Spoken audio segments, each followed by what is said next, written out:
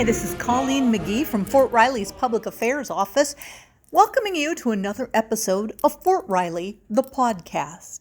This year has been designated the Year of the NCO, and today, Sergeant Major Jason Poulin, the Command Sergeant Major for U.S. Army Garrison, Fort Riley, is here to bring us a few thoughts on his view of the Army NCO. Talk to me about the backbone of the Army.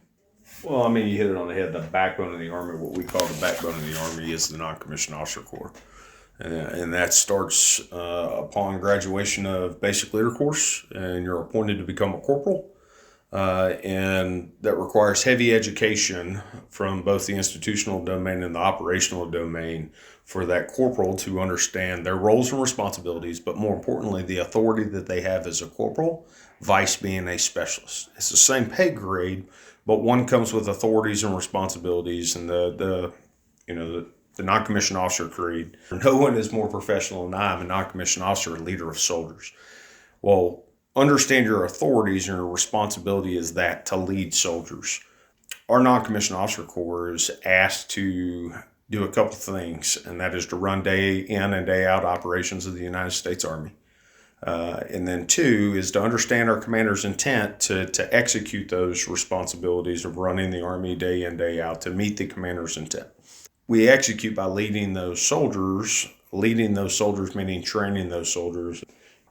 So we've got to empower those young corporals and educate those young corporals to pick up that responsibility and to drive that forward, that to understand that they may be a counselor, they may be someone that has to direct them to see a physician if there's a medical need. That young corporal and young sergeant is the first vertebrae in that backbone that we talk about. And being that first vertebrae, we understand that that's the largest institutional and awareness of regulations gap that we have.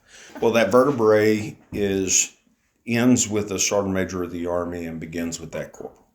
And leader development has to be in place so we get the education, we understand the roles and responsibilities. And for those that are out there that may hear this and say, well, I'm not getting that.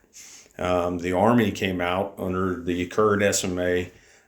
We published TC 7-22.7, which is the non-commissioned officer guide, and we gave basic roles and responsibilities inside of all of our domains when we talk institutional training and operational, what you should do at every grade. That also includes the separation of grades, as I addressed. A specialist and a corporal is the same pay grade.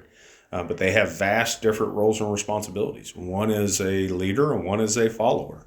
And that is important to understand. And then when you talk about the first sergeant versus the master sergeant, we clearly articulated in writing for all to understand and be able to see, hey, what is that? If a team leader quite often gets told, hey, the squad leader's out, you've got to fill that chute. And you got to step up to that next level of role and responsibility. Sometimes we send them in blind, and that TC provides us the broad stroke of what that next level of leadership inside of our NCO Corps is asked to do and what they're responsible for. First and foremost, every non-commissioned officer from corporal to the SMA is responsible for good order and discipline of an organization. And that is what I think our officers lean on us the heaviest for. And a close second would probably be our training, right? We are responsible for training individuals, teams, and crews. That never stops. As you read the roles and responsibilities of a sergeant major, you become advisor to a commander at the 05 or 06 level and higher if you get into the nominative pool. But we're the master trainers of that organization. So as an engineer sergeant's major, when I was at battalion level, I felt it my responsibility to ensure that my battalion was trained on individual teams and crews. And then I became the master trainer and advisor to my colonel when we put those tools together, and we called it a collective event and involved our officers to lead those collective training tasks. What was the funnest NCO level for you? For me, the funnest time as a non-commissioned officer, don't get me wrong, everyone's story is different. I had the opportunity to serve in a combat zone at every level from corporal to first sergeant. I believe being a platoon sergeant. So a first sergeant is the last rank you will know everyone in your organization's name. And you'll know a little bit about them. But platoon sergeant was the last time I knew every soldier's name and knew everything about them. And I got that opportunity to lead in both the garrison environment as well as in a combat environment. And for a short period of time, I went without a platoon leader.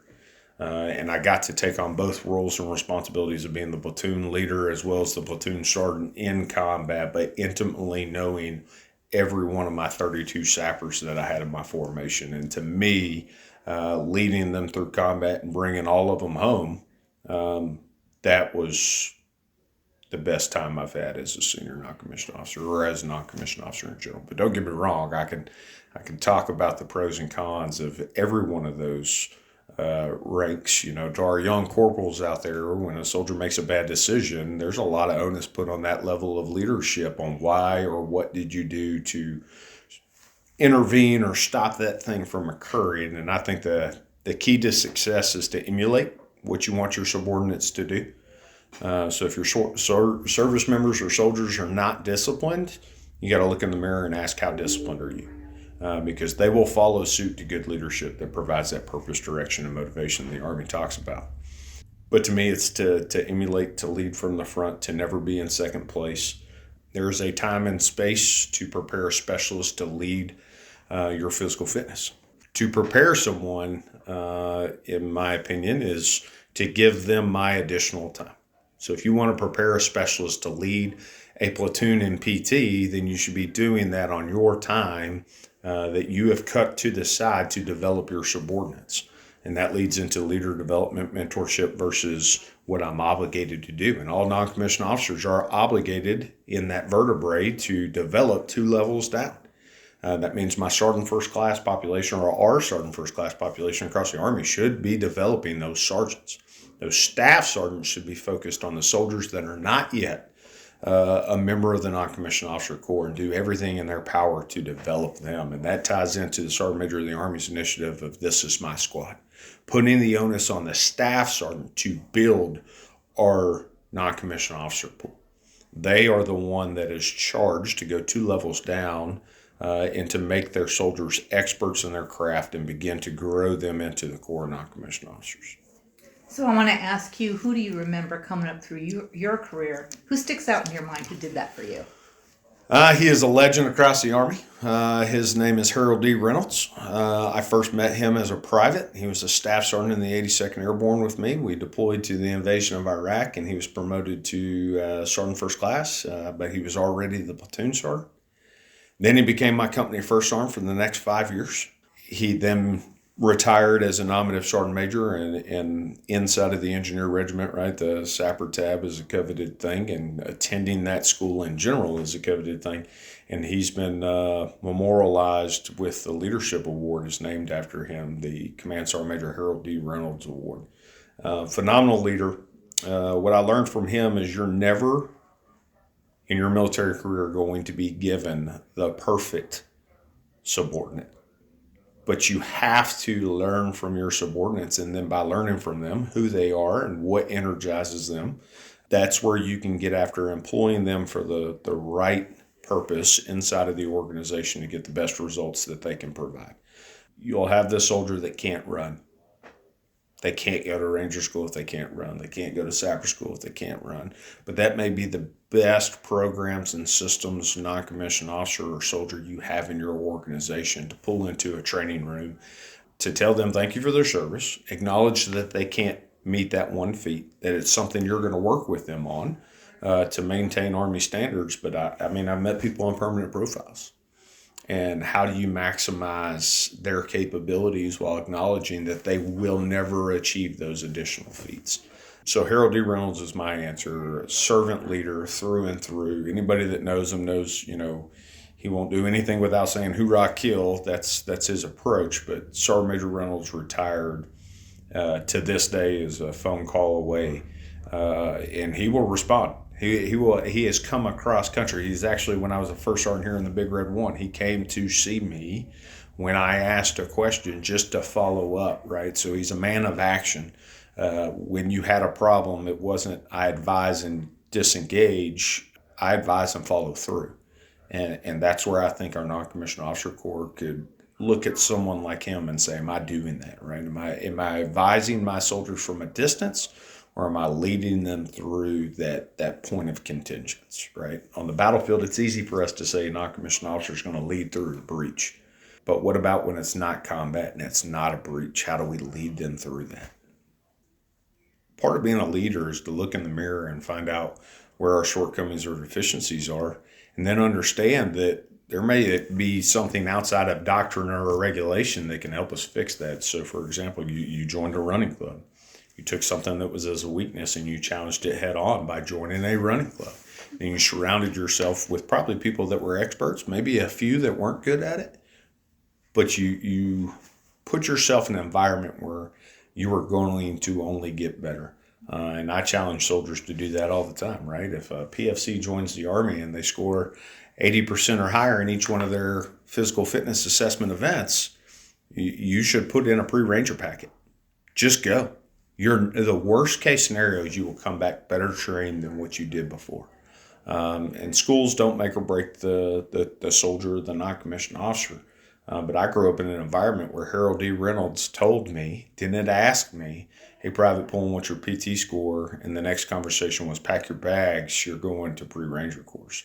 And that set the condition for me to understand that, steel sharpens weakness. If I've got a weakness, maybe somebody in this formation that is raising their hand to go the further distance can assist me in that, make me better. Leadership is not a 0630 to 1700. We control here at U.S. Army Garrison the loudspeaker. And that loudspeaker, every time it goes off, has a purpose. All the way to taps at the end of the night to remind us of why we continue to serve those who gave the ultimate sacrifice. But it isn't the on or off of leadership. It's to serve as a constant reminder that the Army brings structure and that we should be good stewards of our soldiers' time. But there are times that we need to get involved, and leadership's going to be called on at 2200 at night to prevent a domestic violence case or to stop a DUI. And that is the difference. That is the difference. We all raise our hand. We are a volunteer Army, and even a step further to join the non-commissioned officer corps means you took those steps to sign up to that obligation of, I will lead my soldiers to the best of my ability, and that competence is our watchword, and that officers in my unit won't have to do my job.